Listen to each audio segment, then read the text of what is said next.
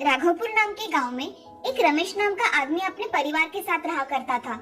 उसकी फूलों की खेती का व्यवसाय था। वो जो भी बीज लेकर जाता उसे वो उगाकर उसके पौधे बना देता था। ये देख सभी घर वाले उस पर बहुत खुश थे।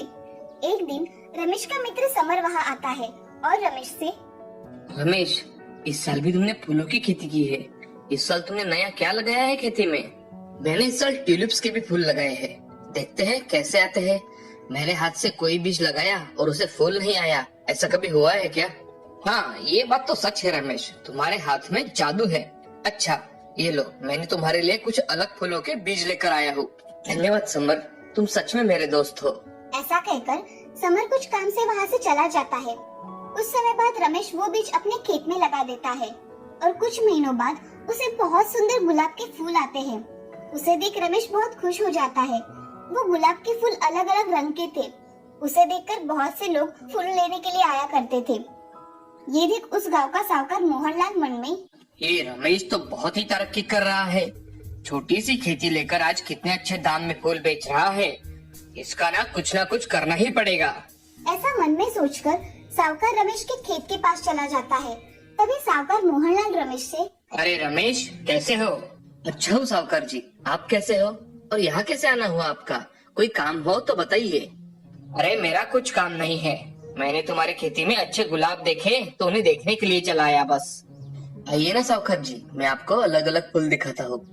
अरे रमेश, ये तो बहुत अच्छे प्रकार के अलग अलग गुलाब के फूल है तुम्हारे खेत में। मैंने तो अभी तक इतने अच्छे फूल कभी तक देखे ही नहीं। आपको अगर कुछ फूल चाहिए तो आप ले सकते हो साहूकार जी। जरूरत पड़ने पर मैं तुम्हारे खेत से ही फूल लेकर जाऊंगा रमेश। मैं कल दूसरे गांव गया था, मुझे वहाँ भी अलग अलग फूलों के बीज मिले हैं तो मैं लेकर आया हूँ। तुम चाहो तो मैं तुम्हें नौकरों के हाथ भिजवा देता हूँ। जी साहूकार जी, आप भेज दीजिए। आपका बहुत बहुत धन्यवाद कि आपने मेरे लिए इतना सोचा। चलो अब मैं चलता हूँ। ऐसा कहकर मोहनलाल रमेश के खेत में से चला जाता है और अपने नौकर के हाथ कुछ बीज भिजवा देता है। रमेश जी, मालिक ने ये तुम्हारे लिए कुछ बीज भिजवाए हैं, ये ले लो। अरे आओ हरिया, बैठो। अरे नहीं रमेश जी, मुझे बहुत काम है, मैं चलता हूँ। ठीक है, धन्यवाद हरिया। रमेश वो बीज की पोटली खोलकर देखता है तो उसमें सूखी हुई मछलियाँ होती है। साहूकार जी ने मेरे खेत में लगाने के लिए सूखी मछलियाँ दी है। रमेश पोटली हाथ में लिए सोचता है। तभी उसकी बीवी चेतना रमेश से, अजी, ये सूखी हुई मछली किसने दी है? ये तो किसी काम की नहीं है। ये मछलियाँ साहूकार जी ने दी है। उन्होंने फूलों के बीज बताकर ये मछलियाँ दी है मुझे। वो हमसे जलते हैं, इसलिए उन्होंने ऐसा किया। अब तो मैं इन मछलियों को भी खेत में लगाऊंगा और इसे उगाऊंगा। ऐसा कहकर रमेश खेत तैयार करने चला जाता है। उसे देख चेतना बड़ी अचरज में पड़ जाती है और मन में, अब ये क्या मछलियों की खेती करने वाले हैं क्या? हे भगवान, इन्हें थोड़ी सद्बुद्धि दे। रमेश अब उसका रहा हुआ खेत जोतकर उसमें मछलियाँ फेंक देता है और शाम के समय नदी के किनारे बैठ जाता है। रमेश सोच ही रहा था, तभी नदी के पास एक बूढ़ी औरत आई। बूढ़ी औरत रमेश से, बेटे, क्या हुआ? तुम चिंतित लग रहे हो। दादी, नहीं, मुझे कुछ नहीं हुआ। मैं चेहरा पहचानती हूँ। बताओ, क्या समस्या है? शायद मैं तुम्हारी मदद कर पाऊँ। दादी, मैं मेरे खेत में अच्छी फूलों की खेती कर रहा था तो हमारे गांव के साहूकार मेरी तरक्की देखकर मुझसे जलता है, इसलिए उसने मुझे मेरे खेत में लगाने के लिए बीज लेकर आया। ऐसा कहकर नौकरों के हाथों सूखी मछलियाँ भेजी है। मैंने उसे खेत में लगा दी, मगर अब मैं मेरे खेत का क्या होगा यही सोचकर परेशान हूँ। बेटे, तुम्हारी समस्या का समाधान मेरे पास है। मैं तुम्हें ये विभूति देती हूँ, तुम ये तुम्हारे खेत में डाल दो, फिर देखो क्या चमत्कार होता है। मैं कुछ समझा नहीं दादी। तुम ये विभूति लेकर जाओ और मछली लगाए हुए खेत में डालकर आओ। कुछ महीनों बाद चमत्कार देखो। वहाँ अगर पौधे उगे तो उनकी अच्छे से देखभाल करना। ऐसा कहकर बूढ़ी औरत ने रमेश के हाथों में विभूति रख दी और वहाँ से चली गई। उस विभूति को देख रमेश सोचते हुए, क्या ये विभूति सच में काम करेगी? चलो, दादी ने दी है तो डालकर देखता हूँ। ऐसा सोचकर रमेश घर चला जाता है। घर जाकर चेतना और रमेश दोनों खाना खाकर सो जाते हैं। अब अगले दिन रमेश उठकर खेत में जल्दी चला जाता है और खेत में दादी ने दी हुई विभूति डाल देता है। कुछ दिन ऐसे ही बीत जाते हैं। कुछ दिनों बाद खेतों में छोटे छोटे पौधे उगकर आते हैं।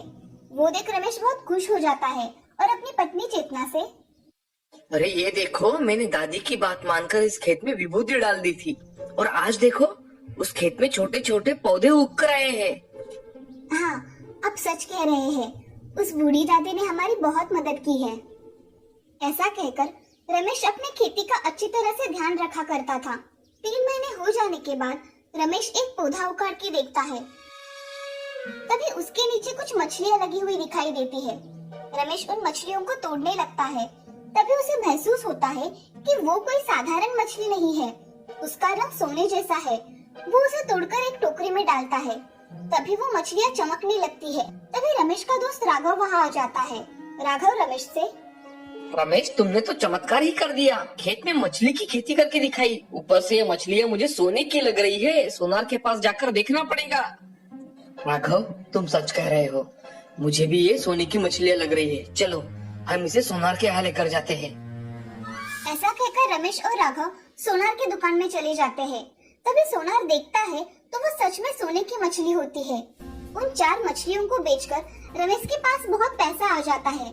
रमेश वो पैसे लेकर घर चला जाता है और चेतना से, चेतना, ये पैसे लो, इन्हें संभाल के रखो। इतने पैसे कहाँ से आए आपके पास? हमारे खेत में पौधों को सोने की मछलियाँ लगी है। एक पौधे की निकाली तो इतने पैसे आए। अब मैं जल्दी जाकर सब पौधों की मछलियाँ तोड़कर घर लेकर आता हूँ। हाँ, जल्दी जाइए। हाँ। ऐसा कहकर रमेश खेत में चला जाता है और खेत में जाकर सारे खेत की मछलियाँ निकाल लेता है और एक ट्रक में भर के अपने घर लेकर आता है। घर लाते ही रमेश अच्छा घर बनवाता है और जरूरत की कुछ चीजें खरीद लेता है। अब रमेश गांव में जरूरतमंदों की मदद कर दिया करता था।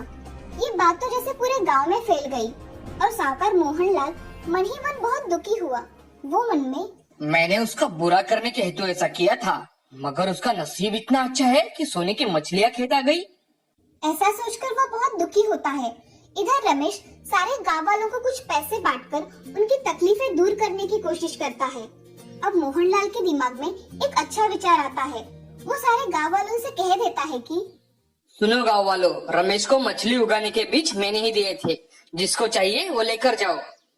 ऐसा कहकर मोहनलाल बहुत सारी सूखी मछली खरीद लेता है और गांव वाले भी मोहनलाल से सूखी मछली खरीद कर अपने खेतों में डालने लगे। मगर कुछ दिनों बाद खेतों में से बहुत बदबू आने लगी। एक भी पौधा नहीं उगा। अब सब लोग समझ गए थे कि मोहनलाल ने उन्हें फंसाया है। सभी लोग उसके घर पे चले जाते हैं और, अरे मोहनलाल जी, हमें हमारे पैसे वापस चाहिए। अरे क्या हुआ है, आज अचानक तुम्हें सबको पैसे चाहिए? आपने हमें फंसाया है। हमारे खेतों में एक भी पौधा नहीं आया है। बहुत बदबू आ रही है हमारे खेतों में और हमें हमारे पैसे लौटा दीजिए। मैं ऐसे कैसे आपके पैसे वापस कर दूं? फिर हम सब आपको पुलिस स्टेशन लेकर चलते हैं। मोहनलाल पुलिस का नाम सुनकर डर जाता है और, ये लीजिए आपके पैसे। सब लोग मोहनलाल से पैसे लेकर अपने घर चले जाते हैं। मोहनलाल को अब अपनी गलती का अच्छा सबक मिला था। वो फिर से कभी भी लोगों को फंसाया नहीं करता था और रमेश भी गांव वालों की मदद करता था। इस कहानी से हमें ये सीख मिलती है कि जिंदगी में कितनी भी कठिन परिस्थिति आए, उसका डटकर सामना करना चाहिए और हमेशा दूसरों की मदद करनी चाहिए।